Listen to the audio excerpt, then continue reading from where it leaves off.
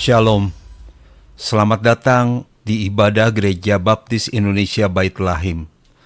Ibadah akan segera dimulai. Silakan mengambil tempat duduk untuk mengambil saat teduh sejenak, menenangkan hati, dan bersama-sama mempersiapkan diri untuk ibadah.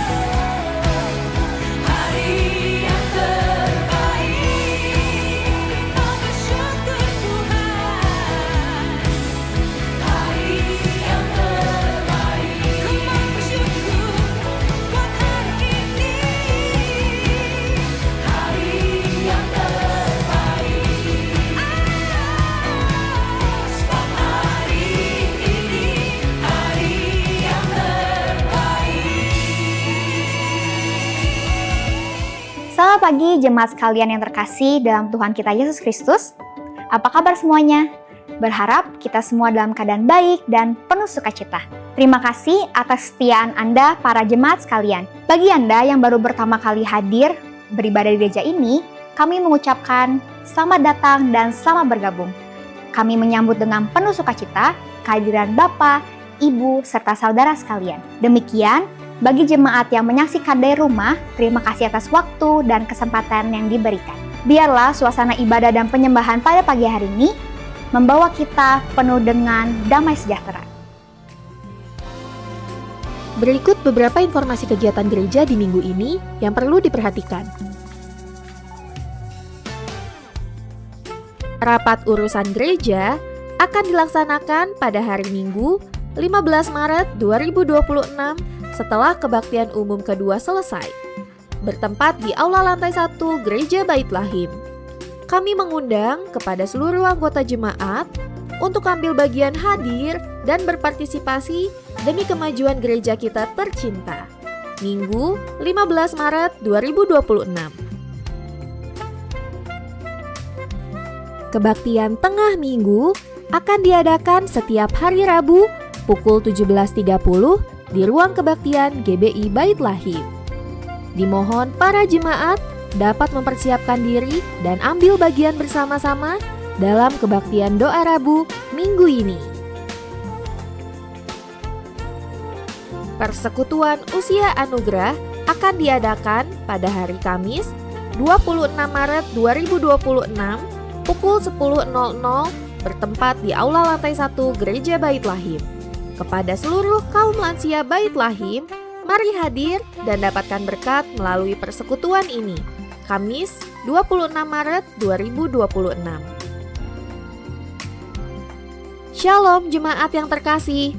Kami mengundang seluruh jemaat dan simpatisan Bait Lahim untuk hadir dalam rangkaian ibadah Jumat Agung dan Paskah yang mengangkat tema The First to Serve dengan jadwal kegiatan sebagai berikut.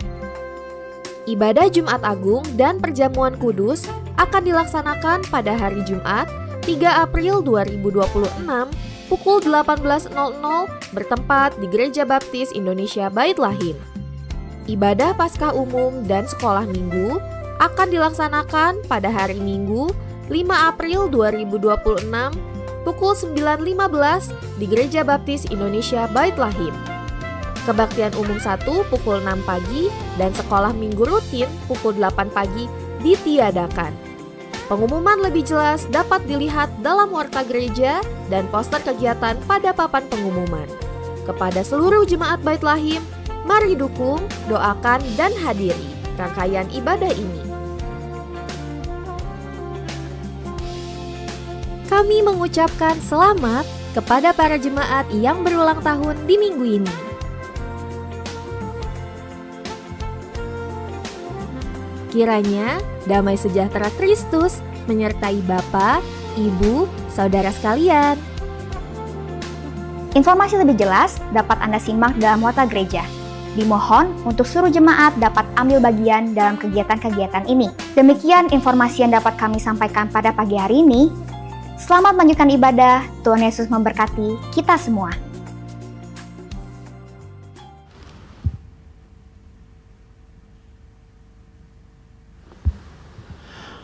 Selamat pagi Bapak Ibu, saudara yang terkasih dalam Tuhan kita Yesus Kristus.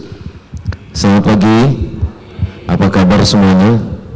Luar biasa, kita bersyukur kepada Tuhan karena Dia baik dalam hidup kita dan senantiasa menyertai kita dan memberkati hidup kita. Dan kesempatan pagi ini kita juga berterima kasih atas waktu yang luar biasa yang Tuhan dulu izinkan buat kita sehingga kita ada di tempat ini untuk dapat menyembah dan berbakti kepadanya. Selamat datang Bapak Ibu, saudara sekalian. Selamat berbakti bagi kita semua. Kiranya nama Tuhan senantiasa dimuliakan dalam hidup kita bersama-sama. Dan pagi hari ini biarlah kita terus terfokus kepada Tuhan untuk mempersembahkan yang terbaik. Hati kita dipersembahkan kepada Tuhan. Selamat datang, selamat berbakti. Kita berdiri bersama-sama. Kita akan berdoa memohon pimpinan Tuhan untuk kita pada pagi hari ini. Bapa yang baik, kami sungguh menaikkan rasa syukur kami kepada Engkau karena Engkau luar biasa indah dan baik dalam hidup kami, memberikan kesempatan kepada kami untuk dapat menikmati kasih-Mu dan kebaikan-Mu dalam hidup kami. Ada waktu bagi kami untuk dapat membangun keintiman dengan Engkau pada pagi ini, di mana kami dapat menikmati dan merasakan persekutuan yang indah dengan Engkau dalam ibadah yang pertama. Tuhan pimpin kami semua, berkati kami, arahkan kami agar senantiasa hati kami terus tertuju kepada Engkau dan bentuk kami sesuai dengan kehendak-Mu, sehingga dalam penyembahan kami di kebaktian yang pertama ini membawa kami senantiasa penuh dengan sukacita, damai-Mu menyertai kami, dan kekuatan dari Allah Roh Kudus senantiasa menopang kami untuk hari ini kami dapat menjalaninya dengan penuh pengharapan kepada Engkau.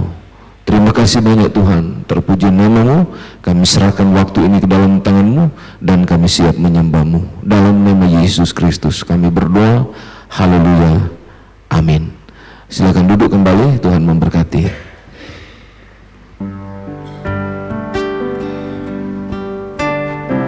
Mari jemaat sekalian, kita akan persiapkan hati kita, pikiran kita akan memulai ibadah kita pada pagi hari ini. Efesus 4 ayat 2-3. Hendaklah kamu selalu rendah hati, lemah lembut, dan sabar.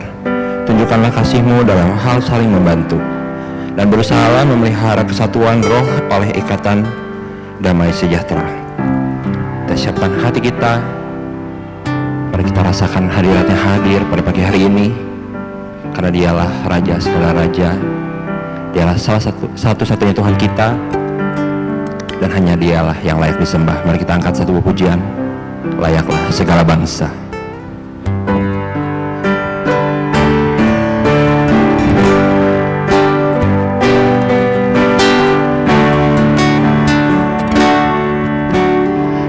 Besar dan ajaiblah karya-Mu, adil dan benarlah jalan-Mu. Raja segala bangsa yang maha kuasa, mulia nama-Mu. Besar dan ajaib, besar dan ajaiblah karya-Mu, adil dan benarlah jalan. Raja segala bangsa yang maha kuasa, mulia nama-Mu. Layaklah segala bangsa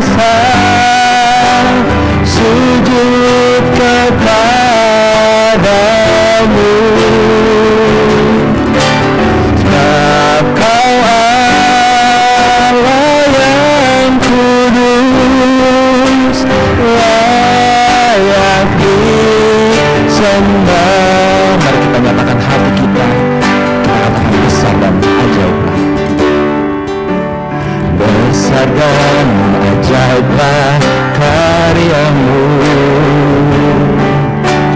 adil dan benarlah jalanmu. Raja segala bangsa yang maha kuasa, mulia namamu. Layaklah segala bangsa sujud kepadamu,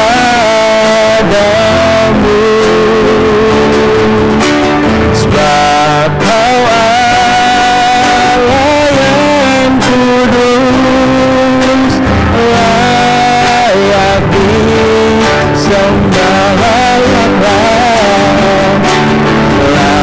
Layaklah segala bangsa sujud kepadamu,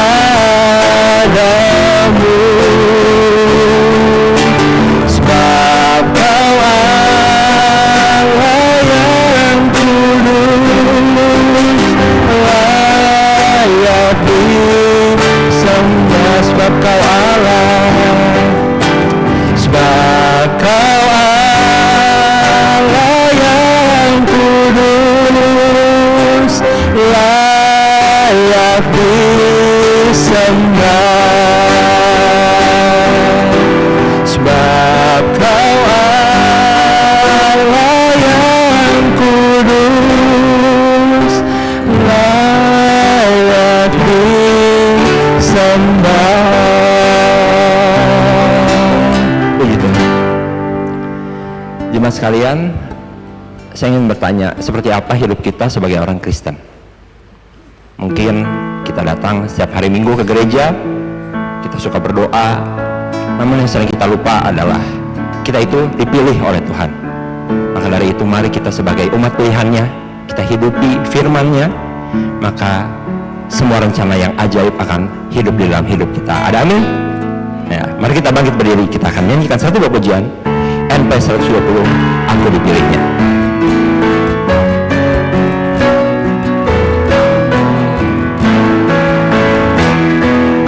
Dalam Kristus ini ku senang, hingga hidupku penuh terang. Terus menerus aku berbendang, aku pun dipilihnya.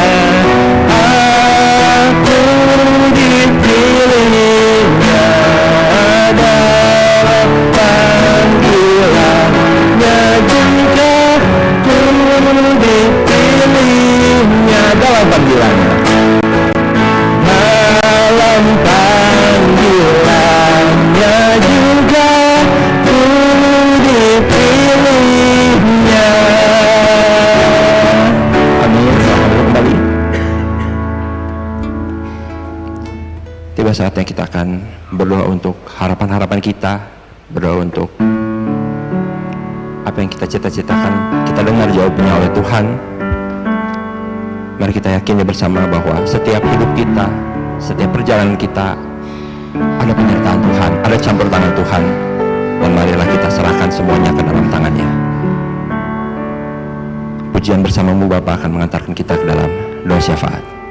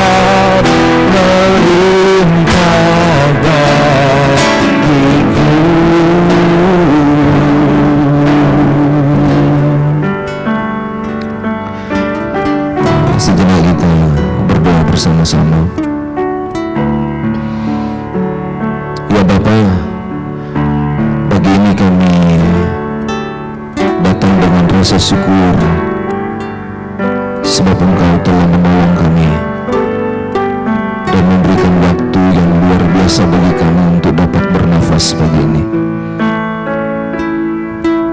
Dan kami juga berterima kasih pada waktu bersama dengan saudara seiman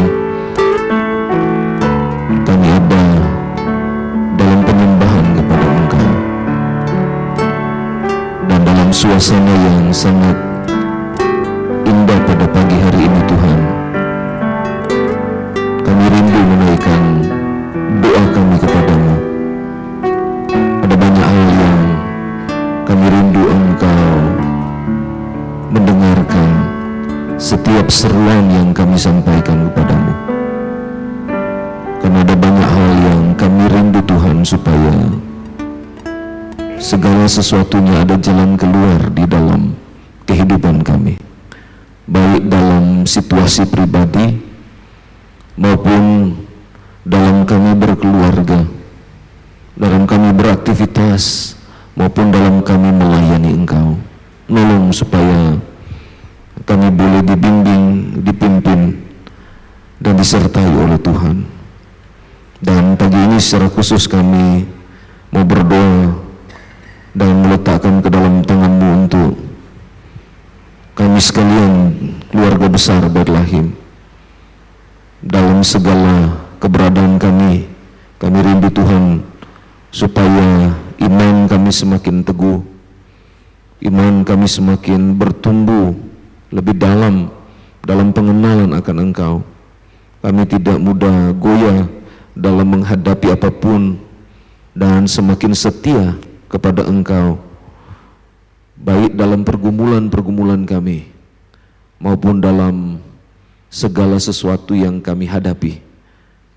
Kami percaya bahwa Engkau Allah yang senantiasa ada bagi kami dan tidak pernah meninggalkan kami. Sekalipun kami harus melewati banyak tantangan, banyak godaan, maupun proses yang sangat begitu membuat kami kadang-kadang ditempa dengan begitu dalam. Tapi kami tahu Tuhan, Engkau Allah yang dapat memampukan dan memberikan kesempatan kepada kami untuk dapat menikmati karya Tuhan dan penyertaan Tuhan yang indah. Tolong hati kami supaya kami tidak terlalu jauh merasakan kepedihan, rasa sakit, dan sebagainya.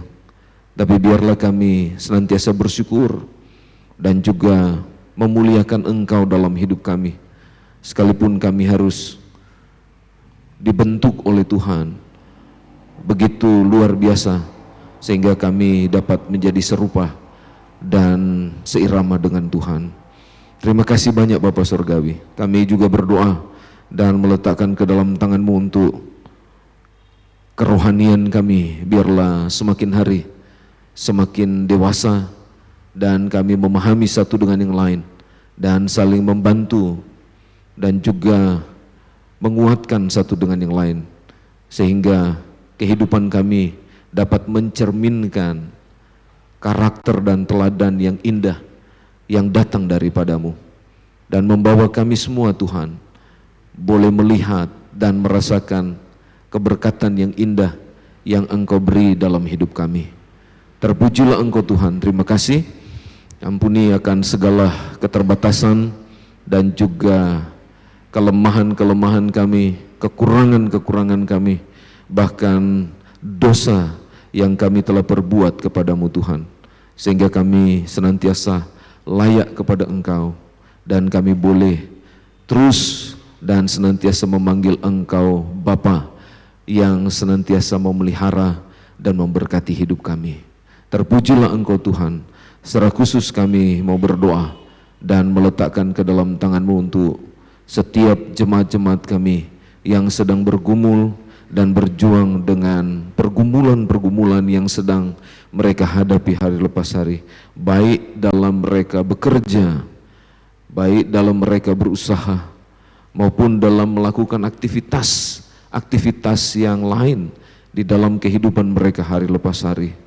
Tuhan, biarlah Engkau pimpin dan tolong mereka, sehingga dalam segala hal yang mereka kerjakan dan lakukan, kiranya boleh mendatangkan sukacita, kekuatan, dan berkat di dalam hidup mereka. Dan terlebih Tuhan, biarlah mereka boleh bersyukur dengan berkat-berkat yang Tuhan boleh izinkan di dalam kehidupan mereka. Dan melalui berkat-berkat ini Tuhan, mereka boleh mempersembahkan yang terbaik kepadamu, baik hidup mereka maupun segala hal yang Tuhan taruh dalam hidup mereka, untuk mereka dapat datang memuliakan dan mengagungkan nama-Mu. Terima kasih banyak Tuhan. Kami juga berdoa untuk jemaat-jemaat yang sedang bergumul dengan pertumbuhan rohani mereka. Kiranya Tuhan juga yang menolong dan memberikan gairah yang kuat agar senantiasa mereka terus lebih dalam dengan firman Tuhan, lebih tekun dan setia dengan doa, dan bahkan Tuhan kami rindu supaya mereka senantiasa dapat mempraktikkan kebenaran dalam kehidupan mereka, sehingga tiap-tiap hari mereka boleh memancarkan terang surgawi untuk menjadi berkat baik dalam kehidupan keluarga, bergereja, maupun bermasyarakat. Sehingga kami percaya Tuhan, Engkau boleh dipantulkan dalam kehidupan jemaat-jemaat kami, karena mereka boleh melakukan hal-hal yang benar, yang berkenan kepadamu, dan mendatangkan berkat bagi banyak orang. Terpujilah Engkau Tuhan. Terima kasih. Kami juga berdoa yang sedang bergumul dengan sakit, biarlah Tuhan jamah, Tuhan pulihkan, Tuhan angkat segala derita yang mereka alami, ganti dengan damai dan sukacita, kekuatan yang datang daripadamu Tuhan. Sehingga di waktu yang akan datang ada kesempatan bagi jemaat-jemaat kami untuk dapat menikmati kebersamaan dan juga keakraban dalam kami melayani Engkau dan juga menyembah dan memuliakan namamu. Bila mana mereka ada di rumah sakit, Tuhan juga menjamah dan memberikan kesembuhan kepada mereka. Dan kalaupun ada di rumah, Tuhan beri kekuatan dan kesanggupan untuk mereka dapat menjalani kehidupan mereka, dan juga boleh mendapatkan pertolongan dan penyertaan daripadamu. Terima kasih banyak Bapa Surgawi. Terpujilah Engkau. Kami juga berdoa dan meletakkan ke dalam tangan-Mu untuk jemaat-jemaat kami yang sedang berulang tahun di minggu berjalan ini. Tuhan yang menolong dan menopang hidup mereka dan senantiasa memberkati mereka. Biarlah ada rasa syukur yang mereka boleh ungkapkan kepada Tuhan, bahwa Tuhan baik dan senantiasa terus menopang kehidupan mereka. Kami berdoa untuk Saudari Karin Asalia Stianto, Ibu Yola Margareta, Saudara Nasrul Manalu, Saudara Jan Alicia Laksmi, Saudara Georgina Hillary Jaya, dan Saudara Sem Susanto. Biarlah Tuhan yang menolong dan menopang mereka. Di usia yang Tuhan tambahkan, mereka boleh mengalami kebahagiaan dan damai yang datang dari Tuhan. Terus memberkati mereka dan memberikan semangat dalam hidup mereka untuk mereka tetap berdiri di atas iman yang kokoh kepada Engkau. Terima kasih banyak Bapak Surgawi. Kami juga berdoa untuk perjalanan pelayanan gereja kami. Biarlah di usia yang ke-64 ini Tuhan, gereja kami semakin menunjukkan panggilan Tuhan yang luar biasa untuk merealisasikan tujuan agung Tuhan, supaya setiap kami dapat menjadi serupa dengan Engkau dalam segala keadaan, dan juga melaksanakan perintah agung yang sungguh mulia untuk setiap anggota jemaat dapat menunjukkan kasih baik kepada Allah maupun kepada sesama, sehingga karakter Tuhan semakin nampak dan mendatangkan kemuliaan bagi nama Tuhan. Juga amanat agung yang menjadi pilar yang sangat indah dalam kehidupan orang-orang percaya dan juga jemaat, di mana setiap kami digerakkan untuk dapat menyaksikan kasih Tuhan yang luar biasa, kemurahan Tuhan yang luar biasa, anugerah Tuhan yang besar di dalam kehidupan kami untuk menjadi berkat bagi banyak orang, sehingga ada banyak jiwa boleh diberkati dengan kesaksian hidup kami, dan mereka boleh datang menikmati hadirat Tuhan dan mengalami anugerah yang sama di dalam kehidupan mereka.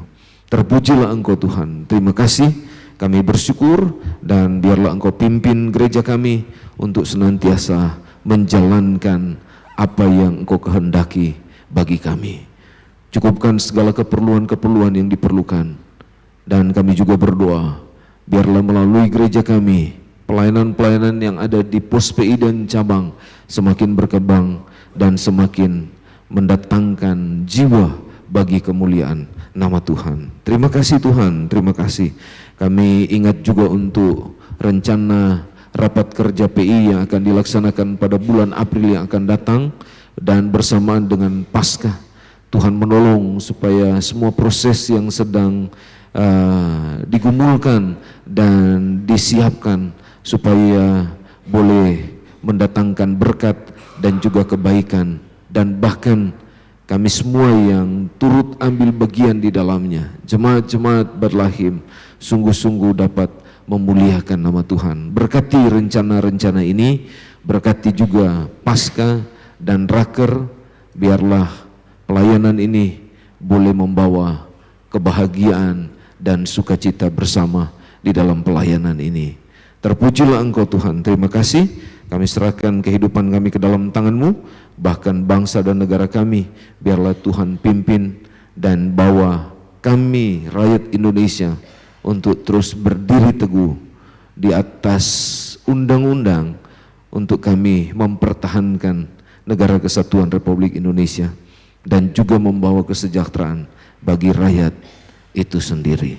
Terima kasih Tuhan. Di dalam nama Yesus Kristus kami berdoa dan bersyukur. Haleluya. Amin.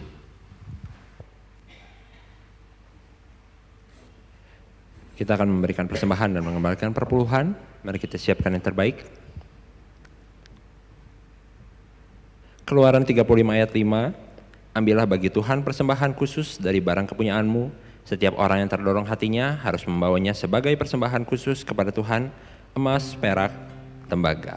Kepada para petugas saya persilakan.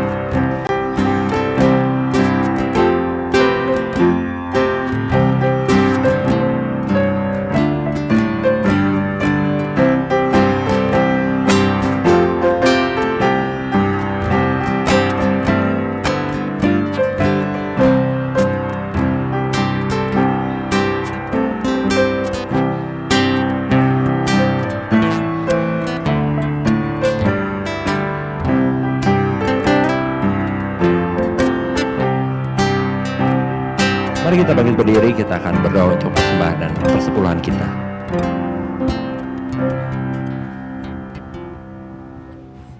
Terpujilah nama-Mu Tuhan, terima kasih untuk segala berkat, segala penyertaan-Mu pada kami di setiap hari.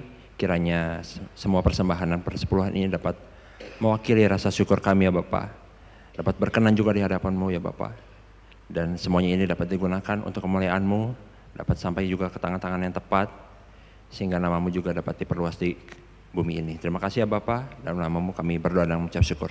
Amin. Silakan duduk kembali. Terima kasih kepada Bapak Wijaya dan Ibu Silvi. Kita akan membuka Alkitab kita. Pembacaan Alkitab diambil dari 1 Korintus 12 ayat 12 sampai 13.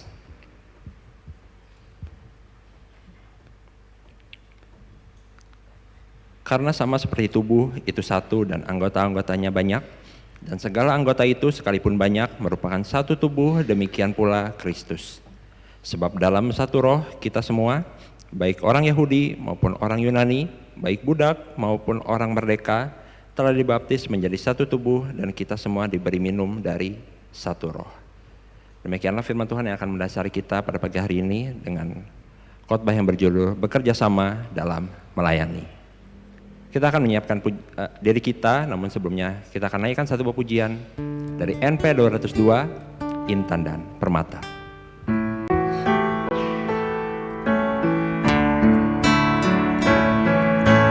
Kau mencari intankah guna tajuk mahkota? Ingat dalam limpahan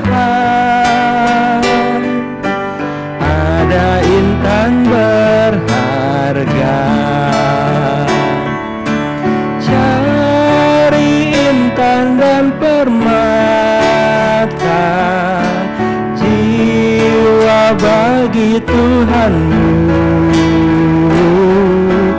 persembahkan kepadanya guna tajuk rajamu. Ayat kedua.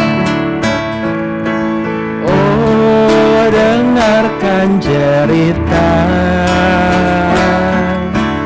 jiwa-jiwa yang sesat, berikanlah pertolongan bagi orang yang benar. Cari intan dan permata, jiwa bagi Tuhanmu, persembahkan kepadanya guna tajuk rajamu. Cari intan dan permata, cari intan dan permata, jiwa bagi Tuhanmu, persembahkan kepadanya guna tajuk rajamu. Persembahkan kepadanya, persembahkan kepadanya guna tajuk rajamu.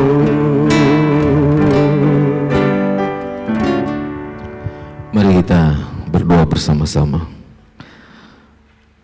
Bapa di sorga, ada kesempatan yang luar biasa bagi kami untuk dapat bersama-sama dalam penyembahan pagi hari ini, untuk kami mendengarkan kebenaran firman-Mu. Kami berdoa, Tuhan tolong hati kami supaya sungguh-sungguh terbuka atas kebenaran-Mu, senantiasa siap untuk dibentuk, dididik, dan dilatih untuk dapat memahami kehendak Tuhan dalam hidup kami. Dan terlebih, biarlah kami boleh diarahkan untuk masuk dalam rancangan Tuhan, bagaimana Tuhan bekerja untuk memberkati dan menopang kehidupan kami. Teristimewa dalam kami melayani Engkau. Kuduskan hidup kami dan berkati pemberitaan kebenaran firman Tuhan pada pagi ini. Di dalam nama Yesus Kristus kami berdoa dan bersyukur. Haleluya. Amin. Selamat pagi Bapak Ibu Saudara yang dikasihi Tuhan. Selamat pagi. Apa kabar semuanya? Luar biasa, sehat ya semua? Kita dalam keadaan yang baik. Nah, Bapak Ibu Saudara yang dikasihi Tuhan, pagi hari ini ada satu bagian firman Tuhan di minggu ketiga ini kita akan coba bersama-sama dalami sejenak di dalam 1 Korintus pasal 12 mulai ayat 12 sampai 31, panjang ya. Tapi tadi Tian baca ayat 12 sampai 13. Dan memang saya berpikir kalau panjang sekali ayatnya pasti pendalamannya lebih panjang. Ya, jadi saya hanya mengambil bagian-bagian yang sangat penting untuk kita coba taruh dalam hidup kita, untuk kita bisa memahami tentang bekerja sama dalam melayani. Karena kalau kita bicara melayani tidak hanya di ruang-ruang rohani, ya, di ruang-ruang yang memancarkan tentang hal-hal yang berkaitan dengan nilai-nilai kedewasaan rohani, tetapi juga itu bisa di ruang-ruang umum yang mana ini menjadi kesempatan bagi kita untuk menampilkan tentang kasih Tuhan kepada banyak orang. Jadi kali ini kita akan coba belajar dan juga merenungkan bersama-sama bagaimana Allah Dia bekerja dalam kehidupan orang percaya untuk bisa menopang kehidupan orang percaya ketika dia membangun hubungan dengan orang lain. Dan ketika dia membangun hubungan dengan orang lain, apa yang harus dia kerjakan dalam hidupnya. Dan memang Tuhan rindu supaya setiap orang yang beriman kepada Kristus, dia tidak hanya memahami kehidupannya untuk dia dapat bertumbuh secara pribadi, tetapi dia harus bertumbuh juga bersama-sama dengan orang lain yang memiliki iman kepada Yesus Kristus. Jadi pagi hari ini kalau kita lihat apa yang disampaikan dalam 1 Korintus 12, menarik ya, karena ini bicara tentang tubuh Kristus. Ada banyak gambaran yang digambarkan oleh Alkitab mengenai tubuh Kristus ya, atau bekerja sama dalam melayani. Ada banyak gambaran yang dipakai di dalam Alkitab. Ada yang menggambarkan tentang keluarga, ada yang menggambarkan tentang prajurit atau pasukan ya, yang disiapkan untuk melakukan banyak hal, tapi juga ada yang menggambarkan tentang mempelai wanita ya. Bagaimana mempelai wanita itu menyambut mempelai pria dan juga bersama-sama mereka menikmati berkat Allah. Tapi hari ini kita tidak akan melihat analogi-analogi yang seperti itu, tapi kita coba melihat apa yang digambarkan oleh Alkitab di dalam 1 Korintus pasal 12. Kalau saudara coba lihat ayat ini, coba kita perhatikan baik-baik di dalam ayat pasal 12, 1 Korintus pasal 12, ayat yang pertama sampai ayatnya yang keempat ya. Tetapi juga ayat 12 sampai ayat 14. Tetapi juga kita bisa lihat di dalam ayat 27 ya. Firman Tuhan berkata begini, sebab sama seperti tubuh itu satu dan anggota-anggotanya banyak, dan semua anggota tubuh itu sekalipun banyak merupakan satu tubuh. Demikian pula Kristus. Sebab dalam satu roh kita semua, baik orang Yahudi maupun orang Yunani, baik budak maupun orang merdeka, telah dibaptis menjadi satu tubuh, dan kita semua diberi minum dalam satu roh. Sebab tubuh juga tidak terdiri dari satu anggota, tetapi atas banyak anggota. Di ayat 27 firman Tuhan berkata begini, kamu semua adalah tubuh Kristus dan kamu masing-masing adalah anggotanya. Jadi memang di sini kalau kita coba lihat ya, sangat berarti sekali kehidupan orang percaya. Saling bergantung satu sama lain, saling membutuhkan satu sama lain.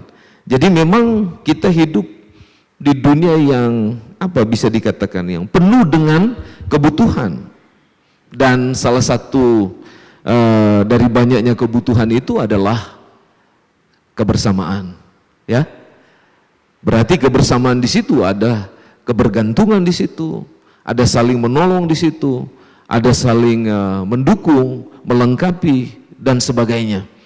Jadi kalau kita coba pahami di dalam bagian ini, memang Tuhan rindu kita sebagai orang percaya dapat mencerminkan apa yang dikatakan oleh firman Tuhan sebagai tubuh Kristus. Itulah sebabnya di dalam bagian ini kita dipanggil oleh Tuhan untuk bisa melayani Dia atau bekerja di ladangnya, supaya kita dapat dipakai oleh Dia untuk memancarkan kasih Tuhan dan terang Tuhan kepada banyak orang. Dan memang ini penting untuk kita lihat. Jadi bagian ini bukan hanya sekedar analogi, slogan, ataupun bisa dikatakan kalau dalam bahasa sekarang gimmick, tetapi memang ini adalah hal yang ditekankan oleh Alkitab sebagai bagian dalam perbuatan kita yang digerakkan oleh kasih untuk kita dapat bekerja bersama-sama dalam melayani Tuhan. Jadi saya berharap kita bisa memahami bagian ini dalam perspektif dari apa yang Tuhan mau kerjakan dalam hidup kita. Nah, saudara-saudara yang saya kasih dalam Tuhan, mari kita coba perhatikan baik-baik apa yang dinasehatkan oleh Paulus kepada jemaat di Korintus dalam kehidupan berjemaat. Ini penting untuk kita tahu, ya. Kalau kita coba lihat analogi yang dipakai di dalam bagian ini, Paulus dia menganalogikan secara tepat, ya, berkaitan dengan berjemaat.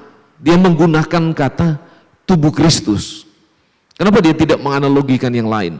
Kenapa harus dia menggunakan tubuh Kristus di dalam bekerja sama melayani Tuhan?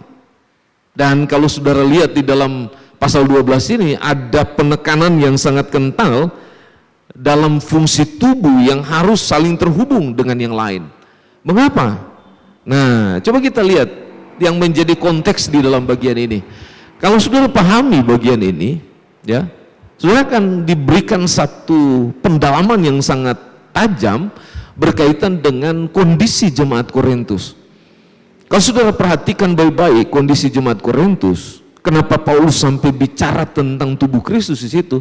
Karena kita perlu paham bahwa jemaat Korintus itu dimulai oleh Paulus. Ya, itulah sebabnya kita melihat kondisi jemaat Korintus ini, Paulus dengan jemaat Korintus ini memiliki keterikatan yang dalam di dalam kehidupan berjemaat. Kenapa mereka punya keterikatan yang kuat? Karena jemaat Korintus ini didirikan oleh Paulus pada waktu perjalanan penginjilan yang kedua, ya. Dia melakukan penginjilan. Dan Alkitab berkata bahwa Paulus dia tinggal di Korintus selama 1,5 tahun untuk dia membentuk pelayanan ini dan dia melanjutkan pelayanan yang lain. Jadi memang ada satu hubungan yang sangat dalam antara jemaat Korintus dengan Paulus, sehingga Paulus bukan hanya tergerak hati, tapi dia memiliki beban untuk mengingatkan dan menasihatkan jemaat Korintus supaya mereka ada dalam perspektif Tuhan dalam melayani, sehingga nama Tuhan boleh dimuliakan. Tetapi yang kedua, kalau kita coba lihat di dalam bagian ini, ya, jemaat Korintus adalah jemaat yang bisa dikatakan kaya, ya, jemaat yang luar biasa. Kaya dengan apa? Dengan potensi, dengan talenta, tetapi juga dengan karunia rohani yang lengkap untuk dipakai dalam pelayanan. Jadi kalau mau gambarkan, mungkin sekarang gereja Korintus itu nggak ada. Karena ini gereja Korintus paket lengkap dia. Segala sesuatu ada di jemaat Korintus. Ya, misalnya pengkhotbah luar biasa, pemain musik hebat, ya, worship leader mereka punya yang luar biasa, ya, pelayanan, penata layanan, dan juga para pelayan yang dipakai oleh Tuhan luar biasa. Ini jemaat Korintus hebat mereka, ya. Tidak ada satupun kalau kita lihat di dalam catatan Paulus menyatakan bahwa jemaat Korintus tidak lengkap. Lengkap sekali, ya, lengkap sekali. Mereka adalah jemaat yang tumbuh pada pemahaman yang pertama-tama tentang kasih Allah. Ini yang ada di dalam latar belakang jemaat Korintus, ya. Jadi karena kelengkapan yang sangat luar biasa ada di dalam jemaat Korintus, Alkitab bilang timbul yang namanya turbulensi rohani, ya, timbul turbulensi rohani. Artinya bahwa potensi yang lengkap tidak membawa jemaat di Korintus untuk saling membangun. Wah, rupanya kalau lengkap juga repot, ya. Repot. Karena kalau kita coba selidiki di dalam bagian ini, justru karena mereka paket lengkap, paket sempurna, bisa dikatakan begitu, dipakai untuk masing-masing pribadi, untuk menonjolkan diri, mengedepankan ego. Sehingga kalau kita melihat di dalam bagian ini, jemaat Korintus melahirkan suatu konsep yang namanya kesombongan rohani. Dan itu yang saya sebut tadi tribulensi rohani. Ini yang memicu kenapa jemaat Korintus digambarkan di dalam Alkitab dan dicatatkan oleh Paulus, mereka mengalami persoalan yang sangat serius. Ya. Jadi ini yang menjadi penekanan di dalam bagian ini. Justru dengan demikian kita boleh belajar dari jemaat Korintus bagaimana berjemaat yang sesungguhnya.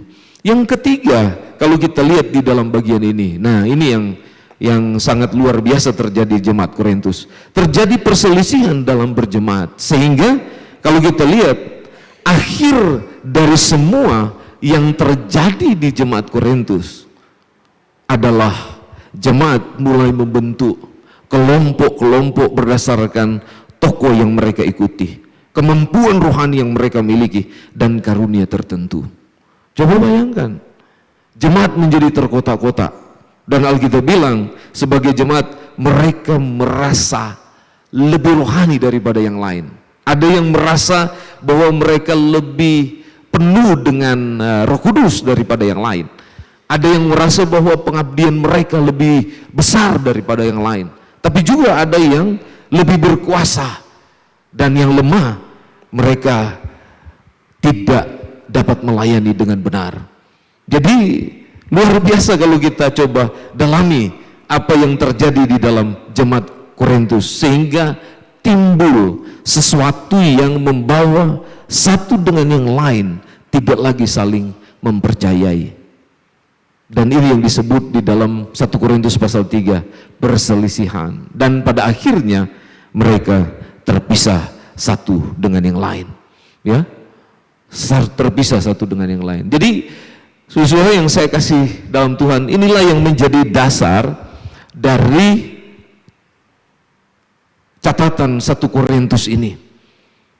Sehingga kalau kita melihat di dalam bagian ini, di dalam pasal 12, Paulus dia coba memberikan satu nasihat yang sangat luar biasa kepada jemaat di Korintus, supaya mereka sungguh-sungguh dapat bekerja sama dalam melayani Tuhan satu dengan yang lain. Kenapa saya bicara bagian ini kepada kita pada pagi ini di minggu yang ketiga ini? Karena gereja kita sedang membahas tentang satu tema yang sangat luar biasa yang Tuhan boleh izinkan kepada kita, bersinergi dalam melayani Tuhan. Ya, kita perlu memahami ini supaya ketika kita bersinergi, kita tahu apa yang harus kita kerjakan, kita lakukan bersama-sama. Dan memang ini perlu kita pahami supaya juga tidak hanya di gereja kita bersinergi, tapi di mana saja kita berada, kita dapat melakukan aktivitas kita dengan benar. Di keluarga misalnya, kadang-kadang di keluarga juga bisa dikatakan sinergi itu kadang-kadang sulit nampak, terlihat dalam keluarga. Karena baik suami, istri, anak-anak mementingkan ego sendiri di dalam kehidupan mereka. Itulah sebabnya ada banyak keluarga Kristen tidak memancarkan tentang terang surgawi di dalam hidup mereka. Kenapa? Karena tidak ada sinergitas yang terjadi di dalam kehidupan keluarga Kristen. Nah, hari ini kita coba melihat itu untuk bisa menolong kita supaya kita dapat memahami apa itu kerjasama yang benar yang Tuhan inginkan terjadi di dalam hidup kita, sehingga satu dengan yang lain dapat saling melengkapi, saling mendukung, tetapi juga saling menghormati dan menghargai di dalam membangun kehidupan yang indah di dalam Tuhan. Tidak hanya di gereja, tidak hanya di keluarga, tetapi juga di aktivitas kita setiap hari. Makanya Paulus mulai dengan penekanan kebersamaan di dalam bagian ini berkaitan dengan apa yang sungguh ditekankan oleh Alkitab. Kalau saudara lihat di sini, Karin bisa digedein, ya, kecil ya, ini. Jadi kalau kita melihat di dalam bagian ini ada beberapa petunjuk penting, ya, untuk kita bisa memahami kerjasama dalam melayani, baik itu di keluarga, di gereja, maupun di dalam aktivitas pekerjaan kita. Dan Alkitab menunjukkan tentang hal yang penting yang perlu kita pahami. Coba perhatikan baik-baik di dalam bagian ini. Ketika kita bicara tentang kebersamaan atau bicara tentang kerjasama dalam melayani, satu hal yang Tuhan tekankan di sini adalah di dalam ayat 1 sampai ayat 6, kita di dalam Alkitab dikatakan mengakui Tuhan yang sama. Walaupun mungkin di dunia kerja kita tidak semua sama, ya, betul? Tetapi kalau kita lihat dalam perspektif kehidupan rohani kita, khususnya dalam keluarga dan juga berjemaat atau bergereja, Alkitab menekankan ini. Untuk bisa bekerja sama dengan baik, harus datang atau kembali kepada Alkitab. Karena Alkitab menyatakan tentang hal yang indah di sini. Pengikat kesatuan rohani yang membawa kebersamaan di dalam kehidupan orang percaya. Paulus mulai dengan mengakui Tuhan yang sama. Kenapa dia mulai dengan itu? Dia mengkontraskan antara pengalaman mereka dulu, orang-orang Korintus termasuk kita sekarang, yang mungkin hidup dalam penyembahan berhala, yang tidak bertobat, dengan pengalaman yang sungguh-sungguh tidak mengenal Allah, tidak melihat tentang kebenaran rohani, dan hidup di dalam dosa. Dengan kehidupan yang sekarang, yaitu kehidupan yang percaya dan beriman kepada Kristus. Jadi Paulus di sini menggunakan sesuatu yang indah untuk kita bisa memahami, untuk dapat bekerja sama dalam melayani Tuhan, kita perlu kembali kepada Alkitab. Dan Alkitab mengajarkan bahwa hal yang praktis, tapi itu pengikat yang indah sebagai orang yang benar adalah dia mengakui Tuhan yang sama.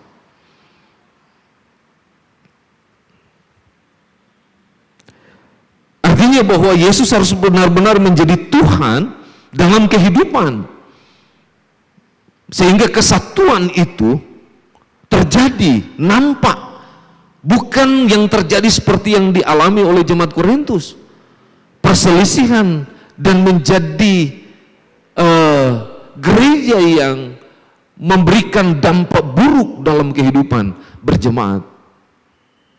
Yang Tuhan inginkan adalah supaya ada kebersamaan yang indah di dalamnya. Kadang-kadang begini saudara, dalam kehidupan berjemaat apalagi berkeluarga, perspektif ini biasanya selalu diabaikan.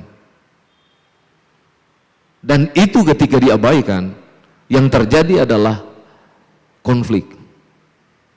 Nah, hari ini Tuhan mau mengingatkan kepada kita, supaya terlepas dari konflik itu, kita harus kembali ke dalam bagian yang penting ini. Mengakui Tuhan yang sama. Tuhan siapa? Tuhan yang mana? Bentuknya seperti apa?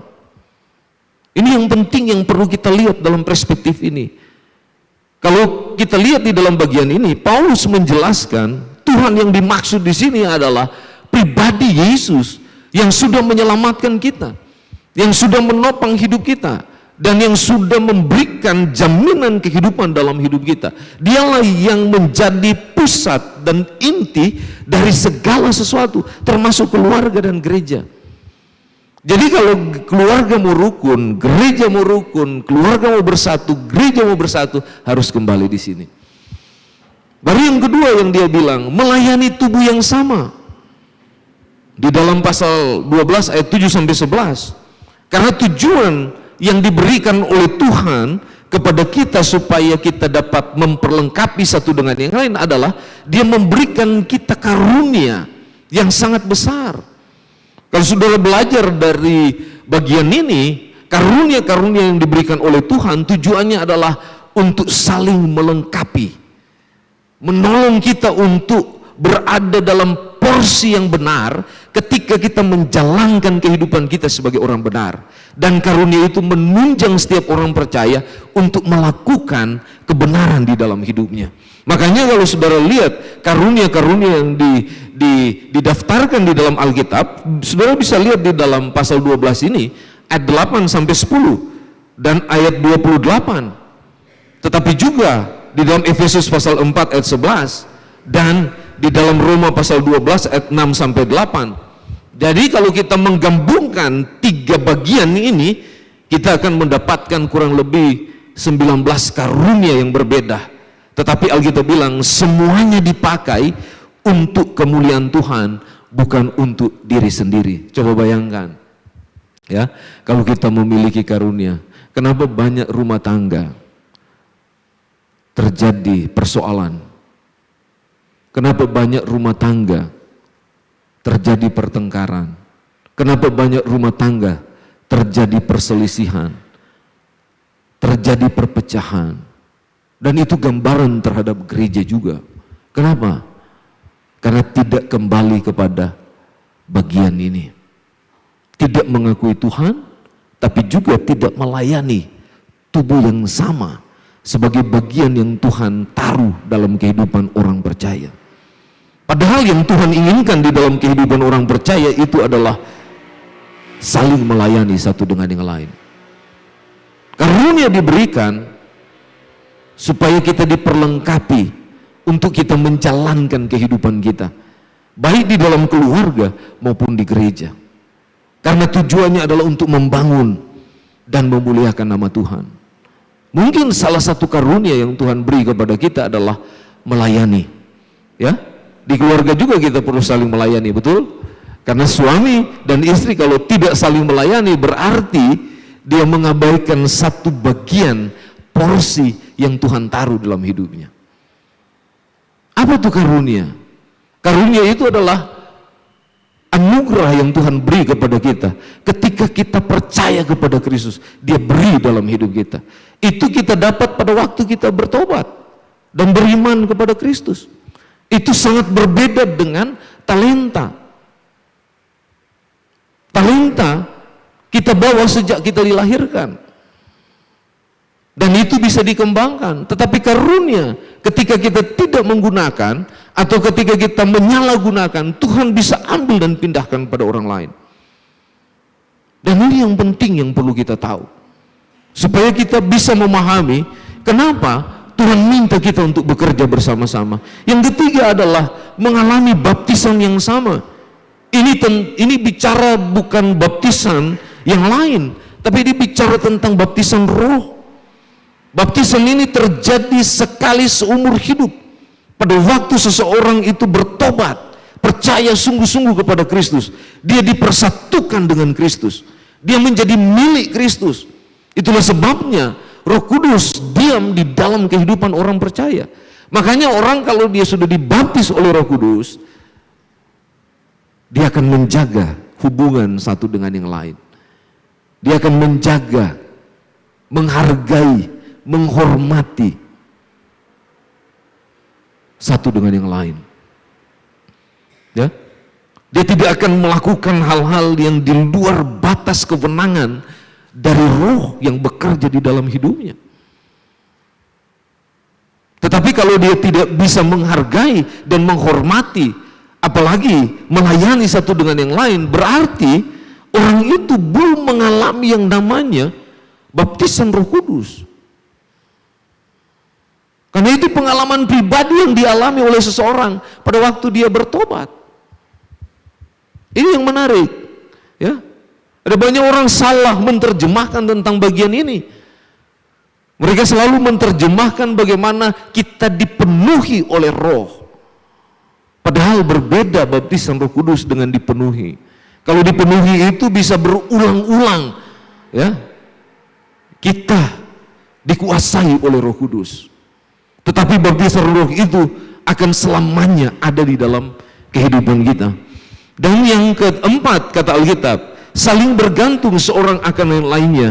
Inilah yang digambarkan oleh Paulus dalam bagian ini, bahwa setiap anggota dalam tubuh dia saling membutuhkan. Dalam ayat 14 sampai ayat 26 berkata demikian. Ini menarik kalau kita lihat, ya, saling membutuhkan dan tidak saling untuk tidak menghargai dan menghormati atau saling menyakiti. Tidak, semua anggota tubuh saling memerlukan, kata Alkitab.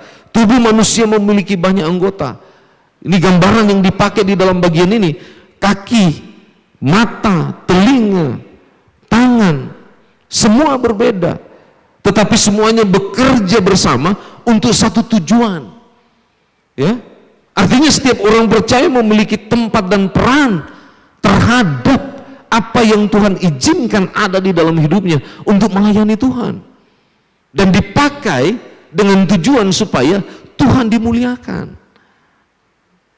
Coba kalau kita punya mata, punya kaki, punya telinga, punya tangan, tapi tidak memiliki tujuan yang sama. Kaki maunya sendiri, tangan maunya sendiri, mata maunya sendiri. Kira-kira bagaimana dengan tubuh? Apakah dia bisa berfungsi dengan baik? Coba bayangkan, kalau misalnya kaki mau melangkah, ya, tapi otak tidak mau bekerja di dalamnya, apa yang akan terjadi? Tidak akan melangkah kakinya. Sama dengan mata. Kita mau melihat untuk mengambil sesuatu, tapi tangan tidak mau bekerja. Bagaimana bisa mengambil sesuatu itu? Tidak mungkin akan terjadi.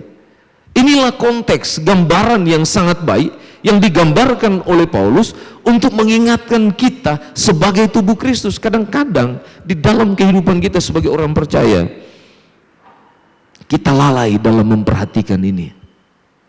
Padahal yang Tuhan inginkan adalah metafora tubuh ini menjadi gambaran yang penting bagi kita untuk kita memfungsikan segala sesuatu yang ada di dalam hidup kita, potensi yang Tuhan beri kepada kita.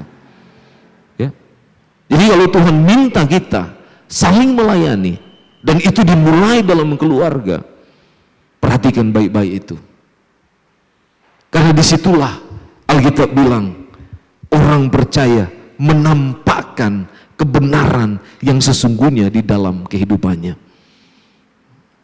Kadang-kadang kita sebagai orang percaya, ego kita lebih besar daripada apa yang seharusnya kita jalankan dalam hidup kita. Contoh sederhana, kalau di dalam keluarga, biasanya kerinduan suami istri adalah supaya saling memperhatikan dan saling menghargai, betul? Tapi kadang-kadang satu di antara keluarga tidak ada dalam porsi itu. Contoh sederhana misalnya, ketika misalnya di dalam rumah tangga selesai makan aja, ya. Saya nggak tahu apakah di keluarga saudara ada kebiasaan seperti itu atau tidak. Tapi biasanya selesai makan, kalau di keluarga kami itu sudah ada tugas masing-masing, ya. Yang satu cuci piring, yang satu atur meja makannya, yang satu rapikan semua makanan yang masih tersisa, ya, supaya dia tidak semutan atau tidak basi, ya. Dan yang satu dia menyapu lantai, karena biasanya ada makanan yang jatuh supaya bersih. Saling melengkapi. Tidak ada yang selesai makan langsung piringnya dibuang begitu saja. Tidak ada. Tapi biasanya dia akan berkata begini. Biasanya anak saya yang paling bungsu itu dia paling susah untuk membersihkan makanan yang ada di meja atau di lantai. Dia suka bilang begini, "Papi, saya yang cuci piring, papi yang nyapu dan membersihkan makanan di meja makan." Saya bilang, "Kenapa harus papi? Kan kemarin papi juga begitu." Gitu. "Enggak, pokoknya papi, saya minta tolong." Dia bilang begitu. "Oke, berikut nanti kamu ya." Ya, tapi berikut enggak jadi lagi. Dia tetap minta saya untuk menyelesaikan tugasnya.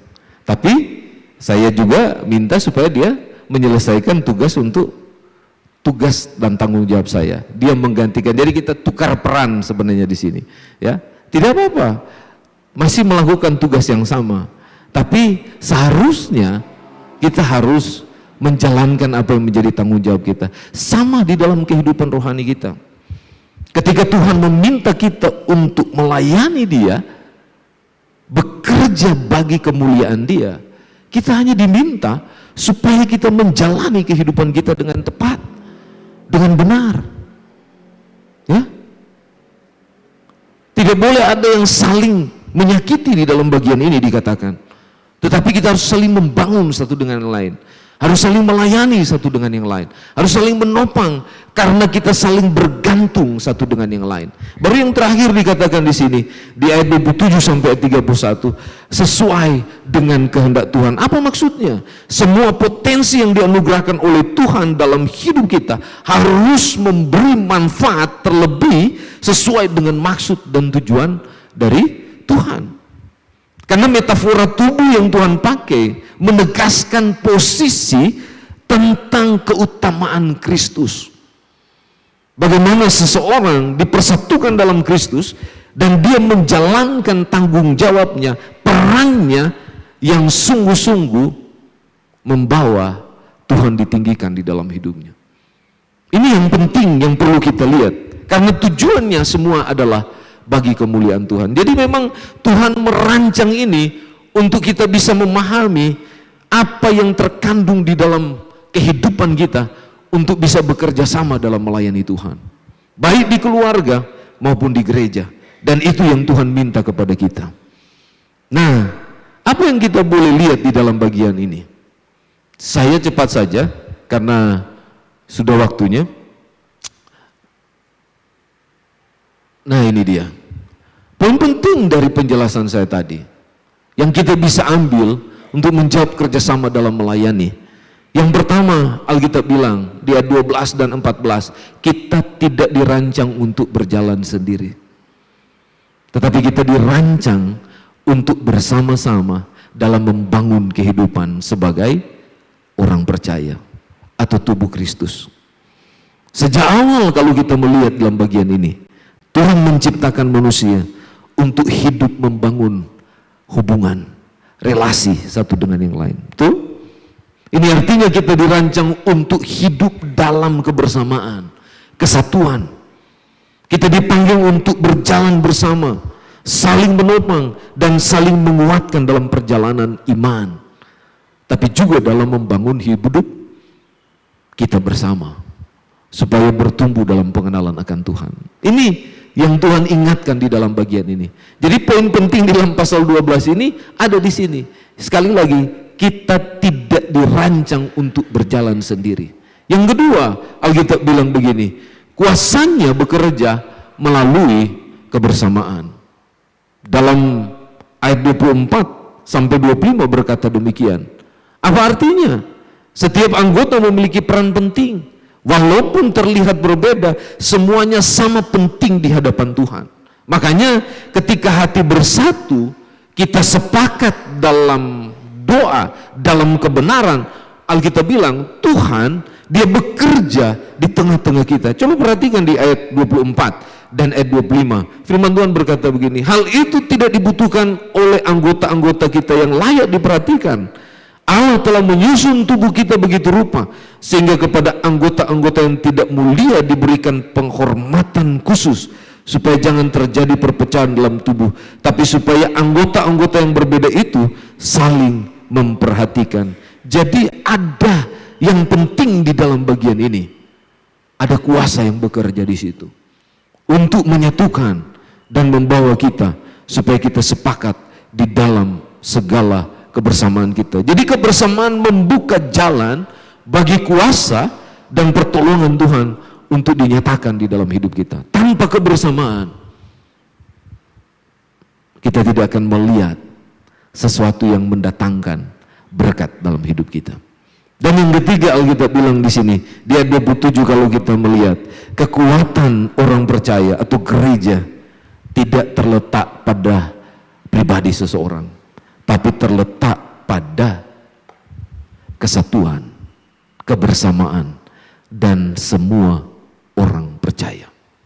Ya, kalau kita lihat pandangan ini, kekuatan gereja itu terdiri dari orang-orang yang beriman kepada Yesus Kristus. Ini artinya gereja tidak dibangun oleh satu orang saja. Kehidupan rohani itu tidak dibangun oleh satu saja. Di dalam satu persekutuan, di dalam satu keluarga, di dalam satu gereja, tapi berjalan bersama dengan hati yang selaras dengan Tuhan. Dan ini yang Tuhan mau supaya dikerjakan oleh setiap kita sebagai orang-orang yang percaya. Alkitab bilang begini, kamu semua adalah tubuh Kristus dan kamu masing-masing adalah anggotanya. Perhatikan ayat 28. Allah telah menetapkan dalam gereja, pertama para rasul, kedua para nabi, ketiga pengajar, selanjutnya mereka yang berkarunia untuk membuat mujizat, untuk menyembuhkan, untuk melayani, untuk memimpin, dan untuk berbicara dalam berbagai bahasa lidah. Apakah mereka semua rasul atau nabi atau pengajar? Apakah mereka semua mendapat karunia untuk mengadakan mujizat, atau untuk menyembuhkan, atau untuk berkata-kata dalam bahasa lidah, atau untuk menafsirkan bahasa lidah? Jadi berusahalah memperoleh karunia-karunia yang lebih penting, namun aku menunjukkan kepadamu jalan yang lebih utama.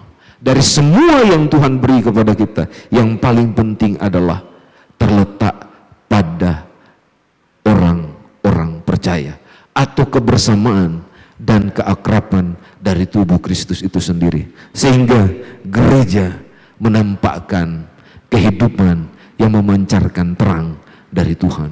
Nah, ini yang sebenarnya diinginkan oleh Tuhan, bagaimana supaya kita bisa bekerja sama dalam melayani.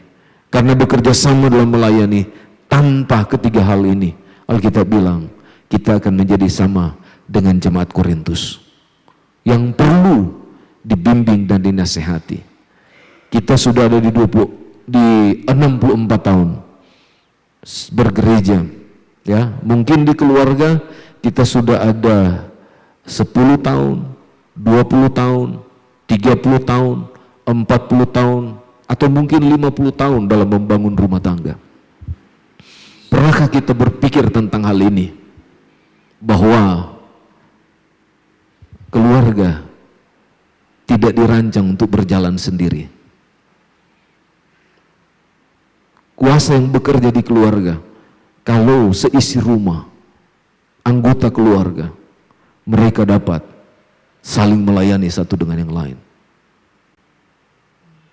Kekuatan keluarga itu terletak pada kesatuan dari keluarga itu sendiri. Sama dengan gereja.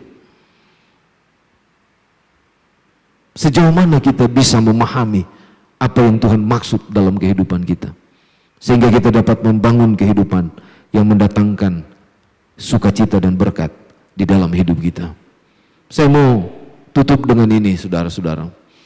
Di ayat ini saya sangat terberkati karena memang kebersamaan, ya, keakraban dan kesatuan di dalam rumah tangga, di gereja, itu bisa lenyap bila mana ayat ini kita tidak memperhatikannya dengan baik. Perhatikan ayat ini. Ayat ini bilang begini, dunia ini sedang lenyap dengan segala keinginannya, tapi orang yang melakukan kehendak Tuhan, apa dibilang di situ? Tetap hidup selama-lamanya. Sekali lagi, dunia ini sedang lenyap dengan segala keinginannya, tapi orang yang melakukan kehendak Tuhan tetap hidup selama-lamanya. Ya. Jadi kalau kita ada di dalam kehendak Tuhan, kita bilang, baik keluarga, gereja, dan aktivitas kita akan diberkati oleh Tuhan. Hidup selama-lamanya. Artinya kita hidup dalam berkat yang Tuhan siapkan kepada kita. Tapi kalau tidak, Alkitab bilang kita akan dimakan oleh dunia. Ya? Kita akan tergerus dengan dunia. Karena kecantikan dunia luar biasa. Semua dia buat indah di mata kita. Tapi di mata Tuhan itu semua gelap. Dan butuh kehidupan yang melakukan kehendak Tuhan. Kita berdoa. Bapa, terima kasih untuk firman-Mu. Kiranya dapat menolong kami, dan biarlah Engkau memeteraikan bagi jiwa kami, sehingga kami boleh dikuatkan dan juga diberikan pemahaman yang cukup untuk kami dapat memahami tentang bagaimana kami harus membangun kebersamaan, membangun kesatuan, dan juga keakraban dalam kami melayani Engkau. Terpujilah Engkau Tuhan. Di dalam nama Yesus Kristus kami berdoa. Haleluya. Amin. Mari kita berdiri bersama-sama. Kita responi kebenaran firman Tuhan dengan pujian mahkota kehidupan.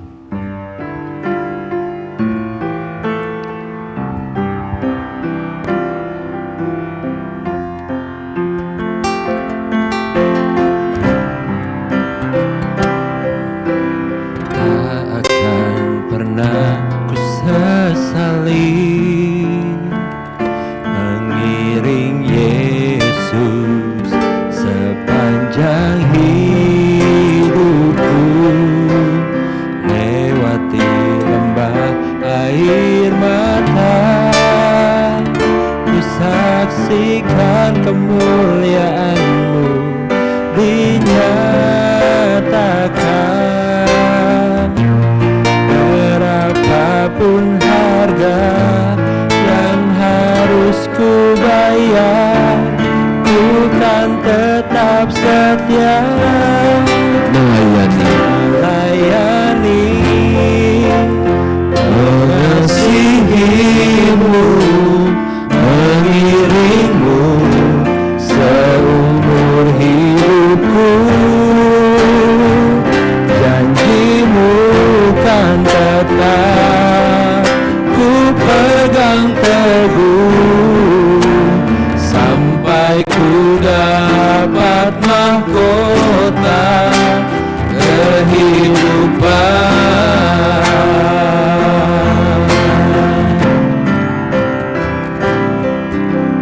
Takkan pernah ku sesali mengiring Yesus sepanjang hidupku, lewati lembah air mata, ku saksikan kemuliaan-Mu dinyatakan. Berapapun harga yang harus ku bayar, ku kan tetap setia melayani, mengasihi-Mu, mengiring-Mu seumur hidupku. Janji-Mu kan tetap ku pegang teguh, sampai ku dapat mahkota kehidupan.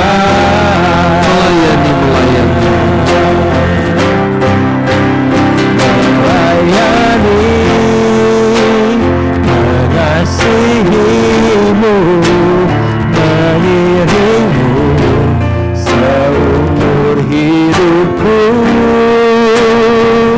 Janji-Mu kan tetap ku pegang teguh, sampai ku dapat mahkota kehidupan.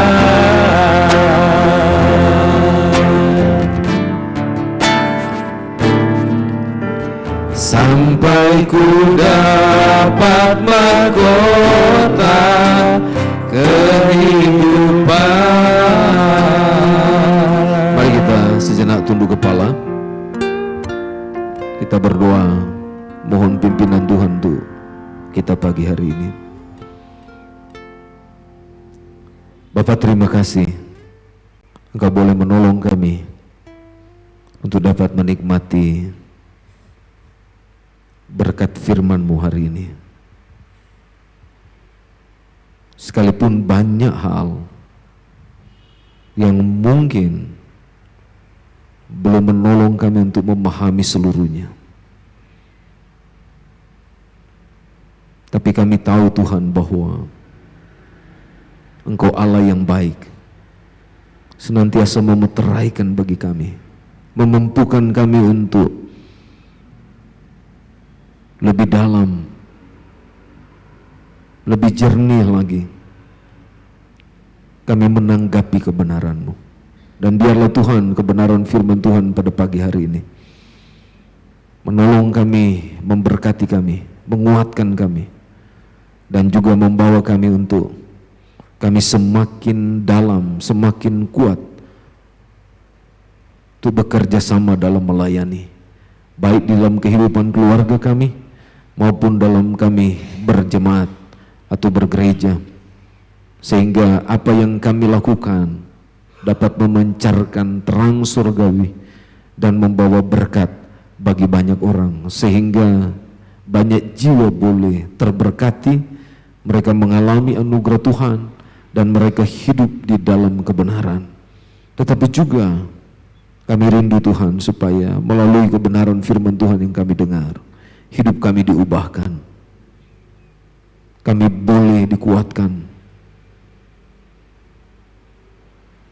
Hal-hal yang lama dalam kehidupan kami, sungguh-sungguh dengan iman yang kokoh, kami dapat tinggalkan, buang, dan mengganti dengan hal-hal yang baru, yang membawa kehidupan dan keselamatan dalam hidup kami.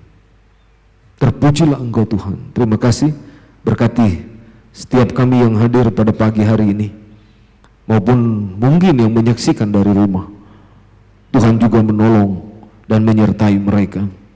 Biarlah pimpinan-Mu dan perlindungan-Mu senantiasa ada dan nyata di dalam kehidupan mereka hari lepas hari, dan segala keperluan-keperluan mereka dapat dicukupkan oleh Tuhan. Terima kasih Bapa, terpujilah nama-Mu. Kami akan berpisah dari tempat ini, kami akan kembali ke tempat kami masing-masing, dan sebagian akan masuk ke kelas-kelas sekolah minggu. Tuhan tolong pimpin kami, supaya dalam kami mengikuti kelas-kelas sekolah minggu, kami lebih diperlengkapi, lebih dikuatkan, dan lebih diperdalam kerohanian kami, sehingga kami memahami seluruhnya untuk keberadaan kehidupan kami dalam mengiring Engkau, sehingga waktunya Engkau datang untuk menjemput kami, kami telah siap dan bersama-sama dengan Engkau. Terima kasih Tuhan, terpujilah nama-Mu. Kami akan kembali. Jemaat yang terkasih, mari angkat tanganmu, terimalah berkat dari Tuhan kita Yesus Kristus. Anugerah dari Allah Bapa,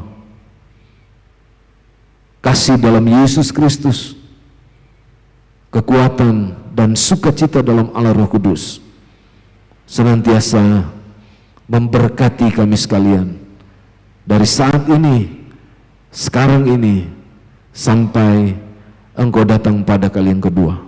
Terpujilah nama Tuhan. Haleluya, haleluya. Amin. Immanuel.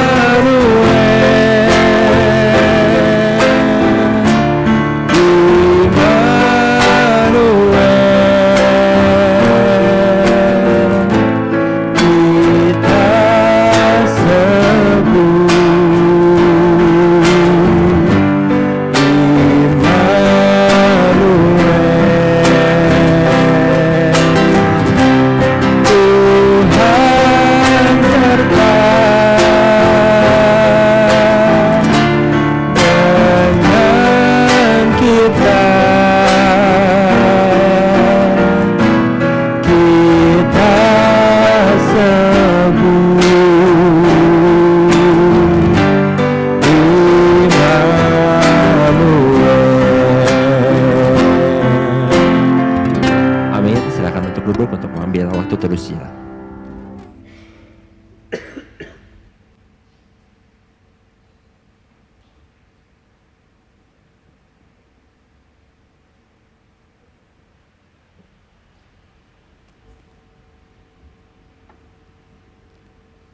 Amin. Selamat hari Minggu. Tuhan Yesus memberkati.